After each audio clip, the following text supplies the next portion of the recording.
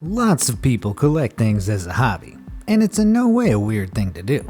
Unless, that is, you take it to the extreme, like the people on this list. Some people just don't know when to stop, and others, well, they really should have never started. I'm counting down the top 20 strangest collections in the world. Prepare to be shocked, amused, and at points, totally disgusted.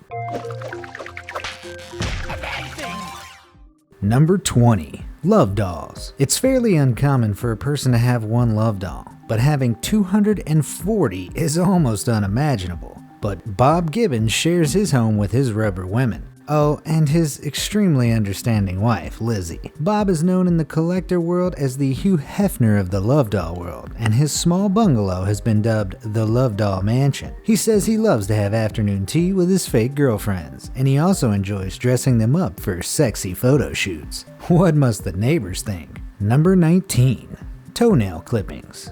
If you're eating, you may want to look away, because this collection is pretty gross. Richard Gibson of Louisiana collects his toenail clippings, and he's been adding the nails to a jar since 1978. He keeps his prized possession on a shelf in his home, which I'm sure all his house guests must love. His collection isn't the largest of its kind though. There's actually another one with a stomach-churning 30,000 clippings. Thankfully, this collection is for medical purposes and is being used in studies on prostate cancer. Number 18. Navel fluff.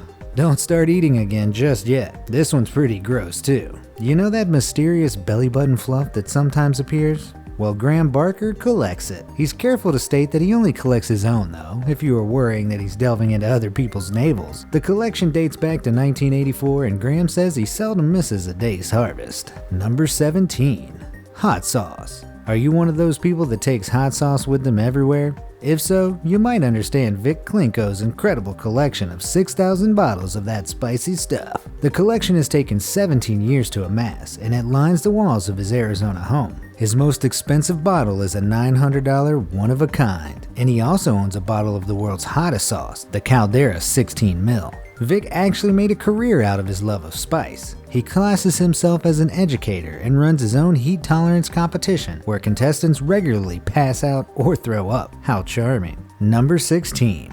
Traffic cones. From hot and spicy straight to the glamorous world of traffic cone collecting. This is one wild ride, huh? David Morgan from England has 137 different traffic cones hidden away in his home. That's around 2/3 of all the types that were ever made. David says he feels sorry for the cones that have been forgotten, so he brings them home, cleans them, and puts them in his garage so they aren't damaged by light. David says that people tend to avoid him at dinner parties. I have no idea why. Number 15. Bras. It's probably only women that avoid Chen Qingzhu, due to the fact that he just loves collecting bras. Chen from China has more than 5,000 bras, which he's collected over a 20-year period. His collection is made up of bras from students of more than 30 colleges and universities, which makes the entire thing a little more suspect. But Chen seems to have ethical reasons for his collection. His dream is to open a bra museum to increase awareness of breast health, or at least that's what he's telling the ladies that send him their bras. Number 14. Stones.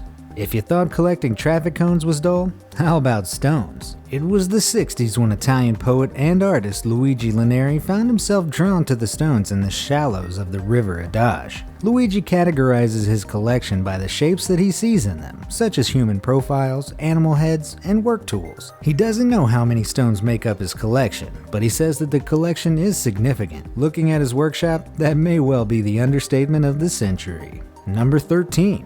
Wasps'nests. Most people tend to try and avoid wasp nests, but not Terry Prouty. He loves the things. So much so, in fact, that he's been collecting them for 25 years. Oklahoma resident Terry became fascinated with wasps while he was growing up, and he now collects their nests. Terry, who calls himself Hornet Boy, buys most of his nests online and has spent up to $200 for good quality ones. He firmly believes that the public isn't as well educated on wasps as they should be, and that the wasp has been unfairly given a bad name. What do you think? Let me know down in the comments. Number 12. potato chips shaped as weird things. I love potato chips, but usually I'm cramming them into my mouth so quickly that I don't notice what shape they are. That's not the case with Myrtle Young though. She takes her time with her chips and saves the ones that form weird shapes. Well, in fact, she worked as a potato chip inspector and siphoned off all the ones with interesting shapes. There's a dog's head, a pair of mittens, and a butterfly, as well as a pair of near-identical cowboy boots. Myrtle's collection soon caught the attention of the national media, and David Letterman himself said that he was impressed by her potato chip mouse. Go Myrtle!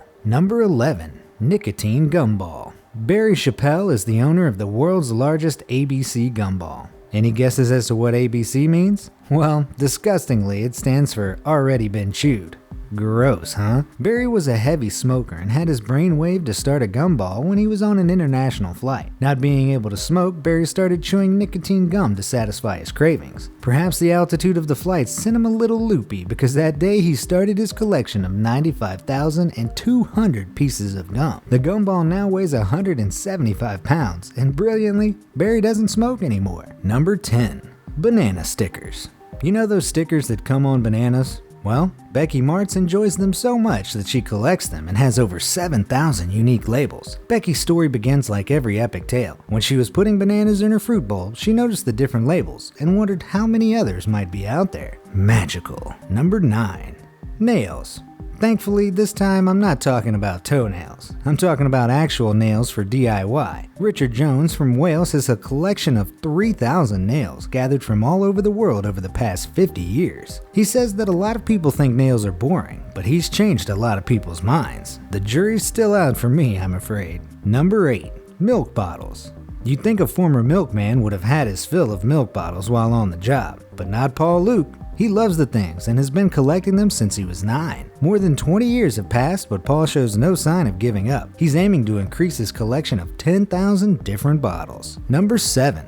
Super Soakers. The award for the most fun collection on the list has to go to this guy. Imagine summers at Chris Reed's house. The water fights would be epic. Chris has 240 unique designs in his collection, including one that's signed by Super Soaker inventor Lonnie Johnson himself. Chris, if you're watching this, can I come over to play with your collection, please? Number 6. Erasers. This collection might seem slightly less exciting than my last entry, but the sheer volume of it is frankly incredible. Petra Ingalls owns almost 20,000 erasers. She's been collecting them for years and has designs from more than 100 different countries. Like stationery collections, Angelika Unverhal from Germany has the largest collection of ballpoint pens, and Tushar Lachenpel has the most pencils. I wonder how large his pencil case is. Number 5. Airsickness bags. If you fancy checking out some of the, best sick bags, there's an online virtual museum set up for your viewing pleasure. There are currently 2,000 examples on display, and if that wasn't enough, there's also bus sickness bags and even space sickness bags. But don't all air sickness bags look the same, I hear you asking? Nope. Some are actually quite artistic. In fact, Virgin Atlantic even held a Design for Chunks project in 2004 where artists submitted their artwork in the hope of having it featured on their limited edition bags. Number 4. Soviet calculators. With some of the collections, I can't help but wonder where the inspiration from them came from. And Sergei Frolov's Soviet calculator collection is definitely one of those. It just seems so specific. As well as 150 Soviet-made calculators, Sergei is also the proud owner of lots of vintage computers, watches, and slide rules. I'd recommend you check out Sergei's YouTube channel once you finish watching this video. It's, pretty interesting. Number 3. Do Not Disturb signs.